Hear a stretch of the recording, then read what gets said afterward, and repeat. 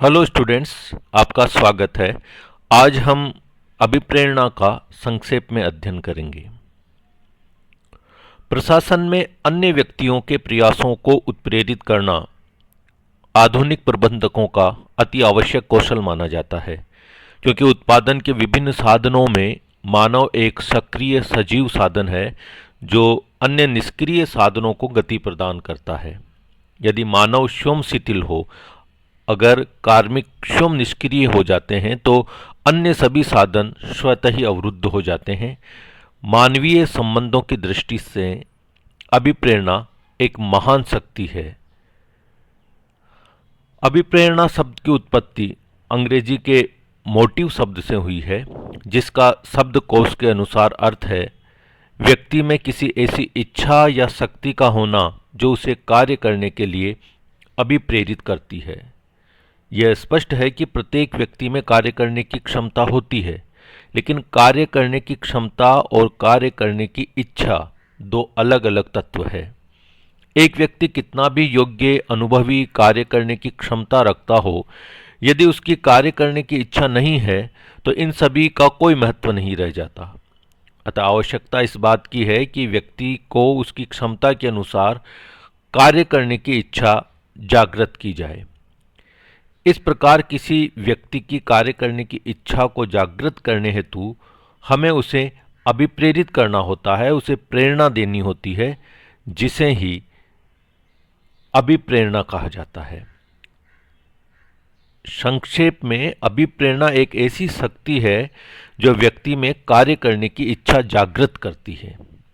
अभिप्रेरणा की कुछ परिभाषाओं से इसका आशय और स्पष्ट हो पाएगा। स्टैनले वेंस के अनुसार कोई भावना या इच्छा जो व्यक्ति को कार्य करने के लिए प्रेरित कर देती है उसे अभिप्रेरणा कहते हैं। कैरोल साल्टल के शब्दों में अभिप्रेरणा एक निश्चित लक्ष्य की प्राप्ति या एक निर्दिष्ट दिशा में अग्रसर होने की उत्कट इच्छा या तनाव है। इसी प्रकार जूशियस स्लेंडर के अनुसार अभिप्रेरणा किसी व्यक्ति को इच्छित कार्य करने हेतु अभिप्रेरित करने की क्रिया है। रॉबर्ट ड्यूबिन ने अभिप्रेरणा को परिभाषित करते हुए कहा है कि अभिप्रेरणा उन शक्तियों का समूह है जो किसी संगठन में एक व्यक्ति को कार्य आरंभ करने और उस पर बने रहने को प्रेरित करता है।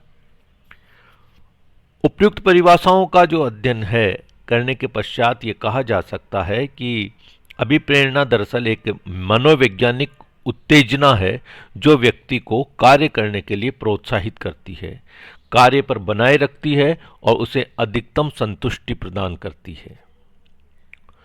अभिप्रेरणा की प्रकृति का जहाँ तक सवाल है तो अभिप्रेरणा के कुछ प्रमुख लक्षण इस प्रकार है।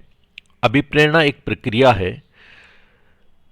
अभिप्रेरणा एक प्रक्रिया है जिसके द्वारा व्यक्तियों को कार्य करने के लिए प्रेरित या प्रोत्साहित किया जाता है। अभिप्रेरणा द्वारा मानव शक्ति को एक वांछित दिशा में मोड़ा जा सकता है। अभिप्रेरणा सतत एवं गतिशील प्रक्रिया है। अभिप्रेरणा अंशकालीन नहीं है, ये एक सतत प्रक्रिया है जिसका कभी अंत नहीं होता। व्यक्तियों की कार्य के प्रति रुचि बनाए रखने के लिए निरंतर अभिप्रेरणा की आवश्यकता होती है। अभिप्रेरणा का संबंध मानवीय साधनों से है। अभिप्रेरणा का संबंध केवल मानवीय भावनाओं एवं आकांक्षाओं से है, अतः केवल मनुष्यों को अभिप्रेरित किया जा सकता है। मशीन, पूंजी, भूमि जैसी निर्जीव वस्तुओं को अभिप्रेरित नहीं किया जा सकता। अभिप्रेरणा प्रत्येक व्यक्ति के अंदर से आती है। अभिप्रेरणा का संबंध दरअसल मनोवैज्ञानिक है जो प्रत्येक व्यक्ति के भीतर से उत्पन्न होती है। संपूर्ण व्यक्ति अभिप्रेरित होता है, उसका एक भाग नहीं। प्रत्येक मनुष्य एक संपूर्ण इकाई के रूप में होता है और उसके शरीर के किसी भी भाग को उससे अलग नहीं किया जा सकता। अतः संपूर्ण मनुष्य संपूर्ण रूप से अभिप्रेरित होता है।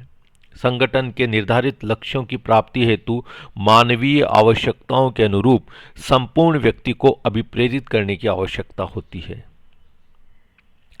अभिप्रेरणा मानवीय आवश्यकताओं की संतुष्टि है। आवश्यकताएं ही दरअसल अभिप्रेरणा की जननी है। अतः अभिप्रेरणा मानवीय आवश्यकताओं की संतुष्टि का एक साधन है।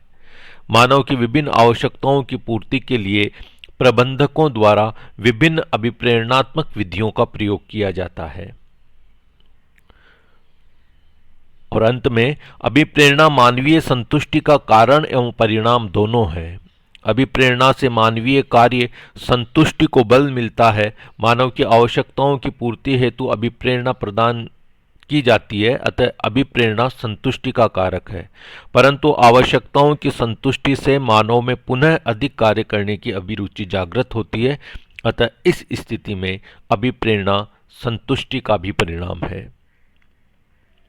अभिप्रेरणा के कुछ प्रमुख उद्देश्य है: संगठन या संस्था के सामान्य उद्देश्यों को प्राप्त करना, कार्मिकों का स्वैच्छिक सहयोग प्राप्त करना, कार्मिकों के मनोबल को ऊंचा उठाए रखना, अच्छे श्रम प्रबंधन की स्थापना करना, अच्छे श्रम संबंधों की स्थापना करना, कार्मिकों की कार्य कुशलता में वृद्धि करना, बाह्य नियंत्रण के स्थान पर कार्मिकों में आत्मनियंत्रण की प्रवृत्ति को प्रोत्साहित करना, कार्मिकों के मध्य पारस्परिक सहयोग की भावना का विकास करना, कार्मिकों की आर्थिक, सामाजिक व मनोवैज्ञानिक आवश्यकताओं की पूर्ति करना। ये सभी अभिप्रेरणा के उद्देश्य होते हैं जिनकी पूर्ति के लिए किसी संगठन में प्रशासकों द्वारा अथवा प्रबंधकों द्वारा कार्मिकों को अभिप्रेरित किया जाता है। धन्यवाद।